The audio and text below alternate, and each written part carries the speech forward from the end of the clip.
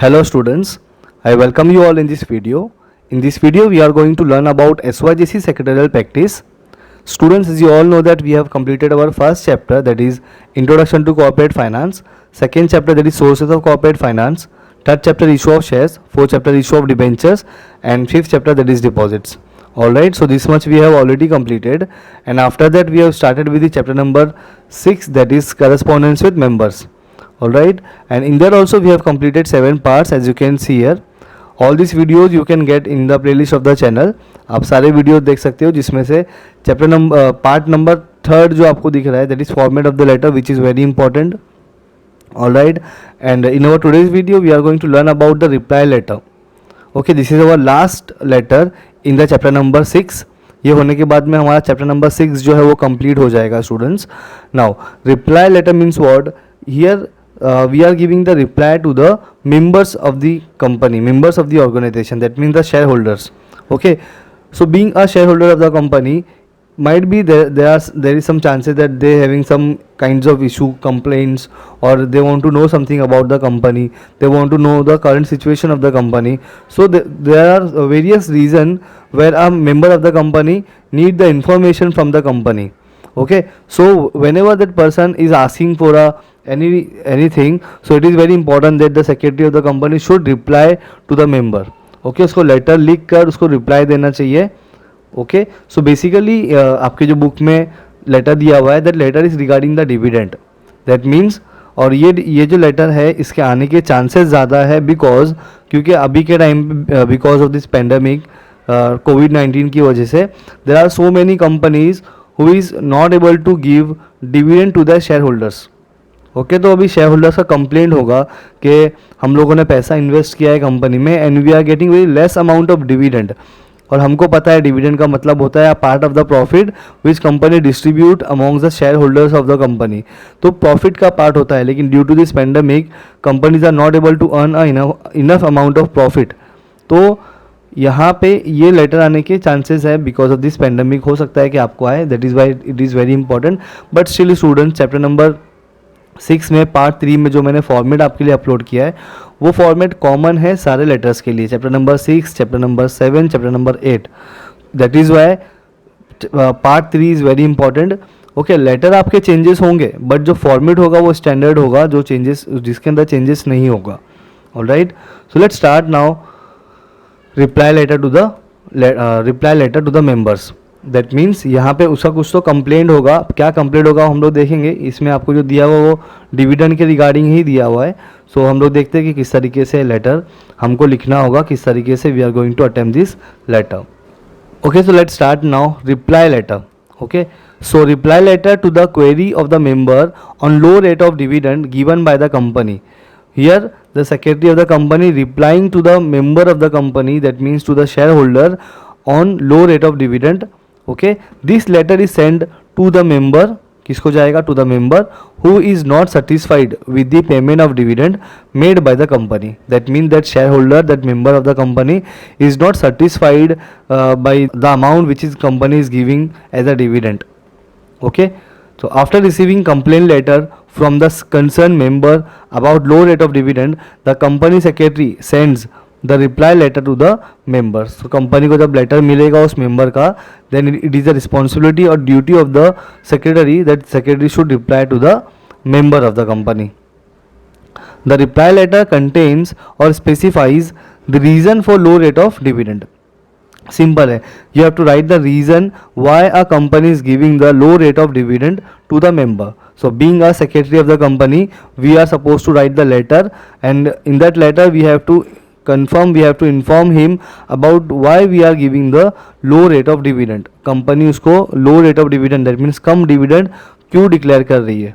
Alright, चलो continue करेंगे. As you can see यार, ये आपके बुक के अंदर जो फॉर्मेट दिया हुआ है आपका लेटर वो है, तो हम लोग यही पढ़ने वाले हैं अभी. सो फर्स्ट हमने फॉर्मेट में क्या सीखा था, that is first we have to write the name of the company, address of the company and CI number of the company. Common ये सारी चीज़ें डमी होगी. कंपनी का नाम डमी, कंपनी का एड्रेस डमी.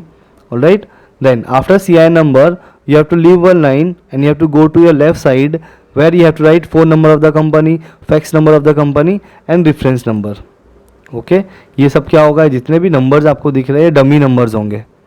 ओके चलो, and after that you have to go to your right side. अभी ये नंबर 1 हो गया, ये नंबर 2 हो गया हमारा, and then you have to go to the third number that is in your right side where you have to write website of the company, email ID of the company and date. Okay, जिस दिन आप letter लिखोगे that date you have to write here. Okay, so ये 3 चीज़ आपका हो गया third point पे. Then after reference number here you have to leave 1 line and then you have to write the name of the receiver. यहाँ पे क्या दिया है, Mrs Kishore Malpani, that means ये फीमेल पर्सन है. ओके, एंड ये हो गया, ये मेंबर है कंपनी की, शेयर होल्डर है.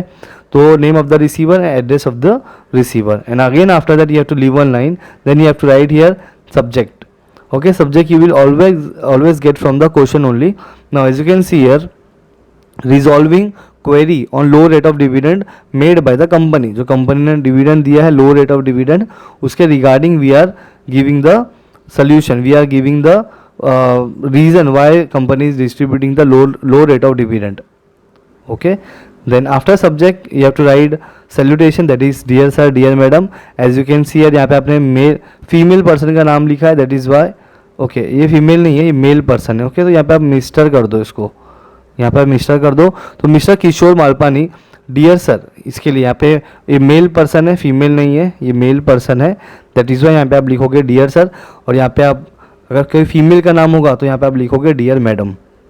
ऑलराइट, सी नेम मैटर नहीं करता, ये डमी होगा, आपको जिसका भी नाम लिखना है वो लिखो. लेकिन हाँ, ये चीज़ याद रखो कि आप मेल का नाम लिख रहे हो या फीमेल का नाम लिख रहे हो. ओके, चलो आगे देखते हैं. आफ्टर सैल्यूटेशन, दैट मीन्स ये आपका पॉइंट नंबर 3 हो गया, ये हमारा पॉइंट नंबर 4 है.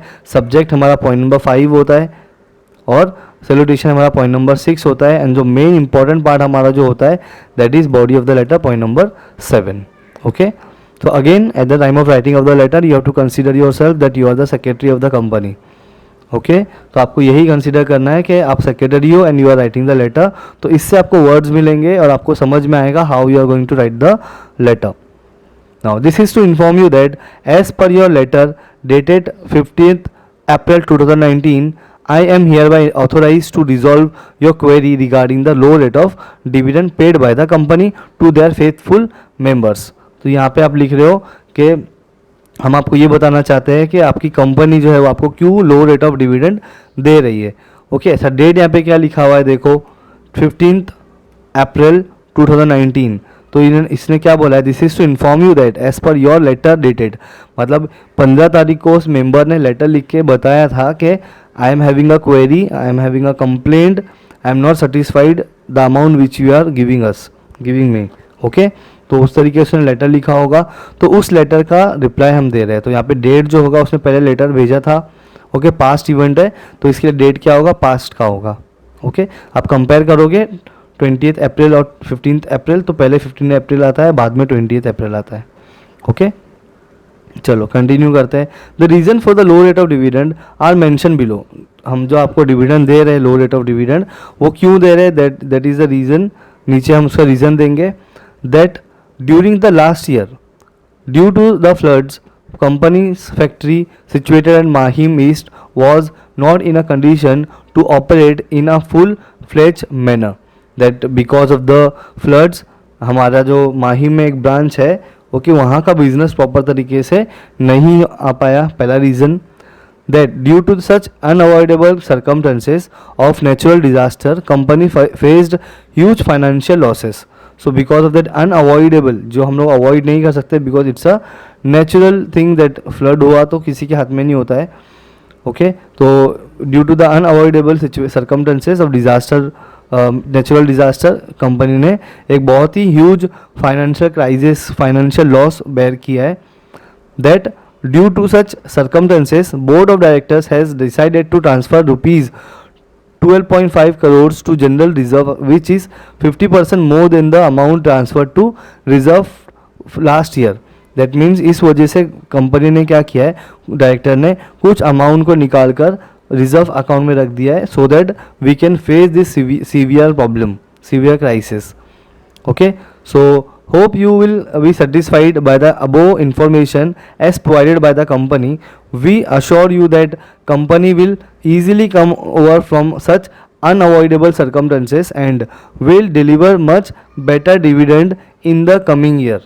ओके, सो यहाँ पे आपको खाली इसको सेटिस्फैक्शन के लिए ये बताना है that this time we are just fail to give the dividend because of this reason now, but in future we are going to give you a good amount of dividend so that हमारे member को बुरा भी नहीं लगे.